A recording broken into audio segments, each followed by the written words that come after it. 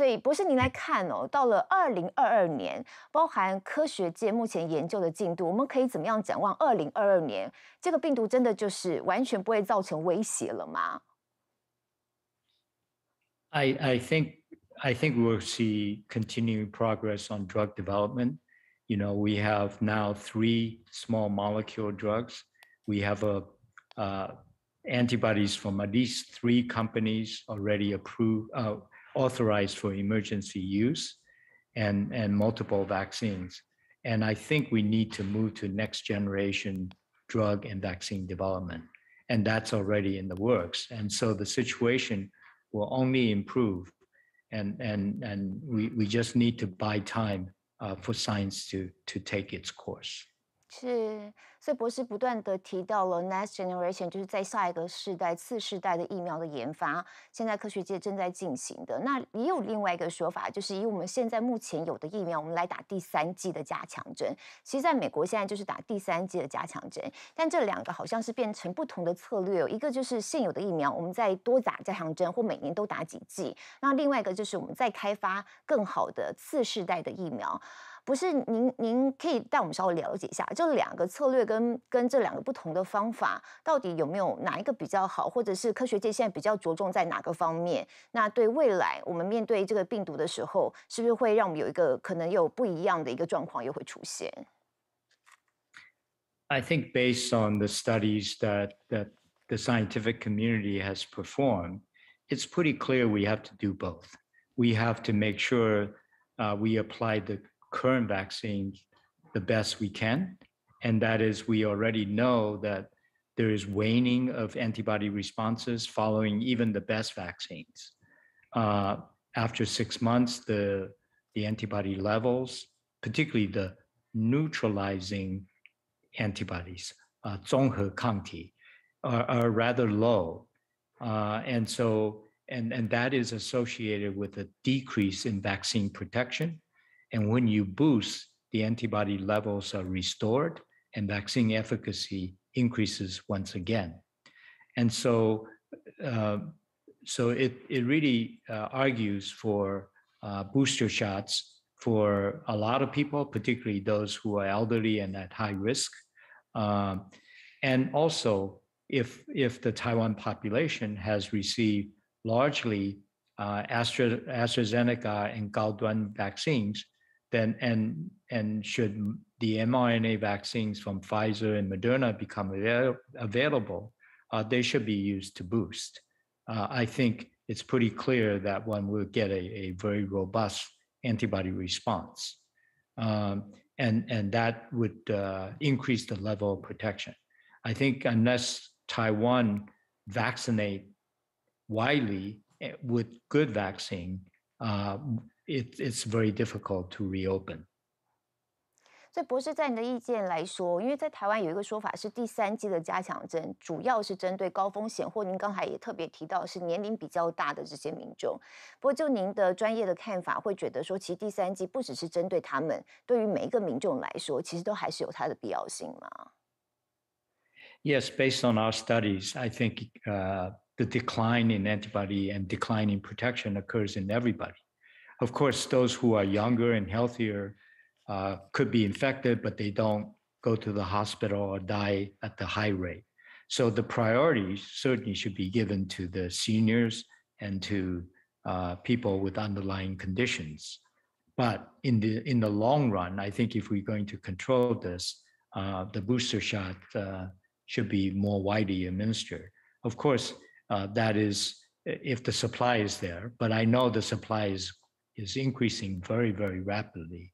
And there should be enough good vaccines for the whole world throughout next year.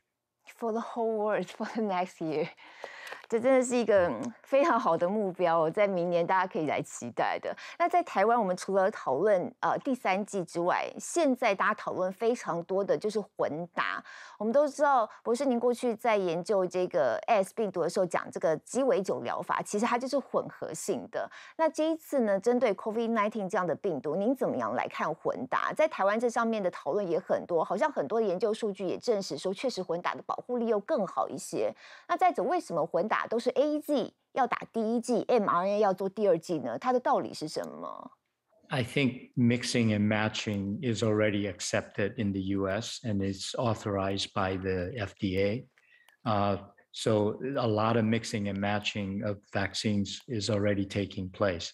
I know that Taiwan hasn't gotten there yet, but in terms of Taiwan's population receiving a lot of AZ vaccine, I've said earlier, its antibody responses are poor compared to the mRNA vaccines. So I would urge those, particularly those in the high risk group or in the elderly population, to get boosted with one of the mRNA vaccines. I know Taiwan has received Moderna vaccine and Pfizer vaccine has been purchased through private entities. And so that's going to be available. Our immune system doesn't really care how you deliver the product to the immune cells, right? So the mRNA or the J&J AstraZeneca vaccine, they're just different delivery vehicles, but the product that is shown to the immune system is essentially the same. So there's really no huge problem with mixing and matching at all. And all the experimental data support that. 那我们一般都理解是 AZ 要先做第一剂的施打，然后再打 mRNA 做第二剂的施打，是最好的保护效果吗？会造成像这样的结果，主要的原因是什么呢？ The AZ shot by itself does not induce a very good response. Even when you give the booster, we have studied a lot of such cases, and they are clearly not as good as the Moderna Pfizer. So if somebody got an AZ, we would ask them to get a Moderna or Pfizer shot, and maybe even two. We have no experience with the Gaoduan vaccine, of course, here in the U.S. But even those who received Johnson & Johnson vaccine, which I guess is not used much in Taiwan, we would advise many of them to get the mRNA boost as well. 所以，就博士，你目前在研究室看到出来的数据哦，就还是以 mRNA 的保护力看起来是最强的。所以，even 你打了 AZ，即使打了2剂，还是会建议可以的话，在补打这个第3剂加强的时候，是选择 mRNA 这样子的不同的疫苗哦。那一方面，我们现在比较多的讨论是在疫苗部分呢，主要是帮助我们预防重症或是预防这个死亡率。那另外一个讨论点会变成说，如果我们真的已经是确诊的状况，我们怎么样有药物来做治疗？这方面的研究，现在国际上已经有一些药厂是已经有研究开发出来的新药。不过我们知道，其实去年博士您的团队也有开发出、研究出这个有9个抗新冠病毒抗体，也授权给台湾的一家中裕公司要来做合作。但后续可能是他们在计算开发的时间啊，要经过了很多的过程啊，那还有投入的一些资本，最后认为可能放在商业机转上面会没有商机。好像这个计划现在是已经停止了，所以也想要了解一下，在新药开发过程当中，其实一般会碰到最大的困难跟挑战是什么？那目前这个部分的研发进度又到了什么样的一个阶段呢？ Yes, I mentioned earlier that working on monoclonal antibodies against COVID is our major area of research. And we developed a bunch of them in early 2020, and we developed additional ones this year. One of the earlier ones was licensed from Colombia to Zhongyu, and they put it into development.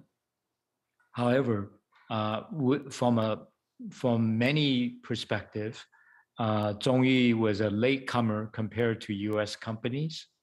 And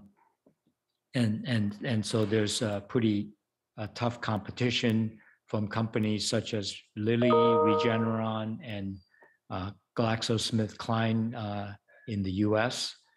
But I think the biggest concern for Zhongyu was how to do the development in a competitive way, because more and more the good treatments are available. So can you actually do a study comparing your antibody with placebo? Because asking people to take placebo when there are already proven drugs and antibodies available is an ethical challenge. In addition, if you don't have placebo, then you have to uh, compare your drug with a proven drug. And that automatically says it's going to be hard and it's going to require a lot more patience. It's going to require a longer timeline and increased costs. And in the midst of a shrinking market, because vaccines are now being rolled out in such huge numbers. And then we don't know what variants, new variants will emerge to confound the situation. So it's a business decision. So Zhongyi then relinquished the program and invested in another company called RenBio. It's a biotech in the US. And that product is now made under good manufacturing practices and is entering phase 1 clinical trial next year.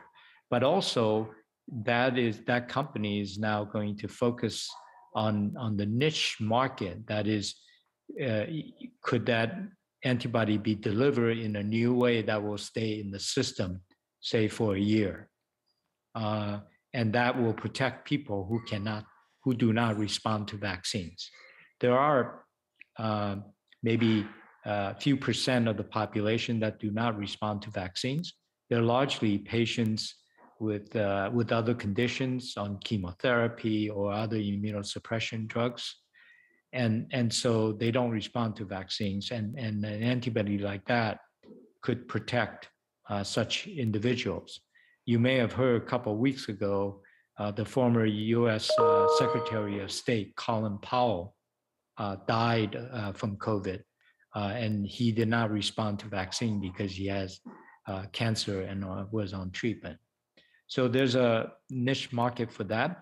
But I think in terms of what we're doing now is we're seeing if we could develop antibody and vaccines that would cover all of these viruses, COVID, SARS-1, and the animal viruses that exists in the wild and may someday come to infect us. We have to assume that coronaviruses will come again. We already seen 3 such outbreaks in 20 years. Surely more will come. And we have to have vaccines that act broader on this family of viruses. 所以这就是所谓的次世代疫苗 （Next Generation Vaccine），right？ Right. OK。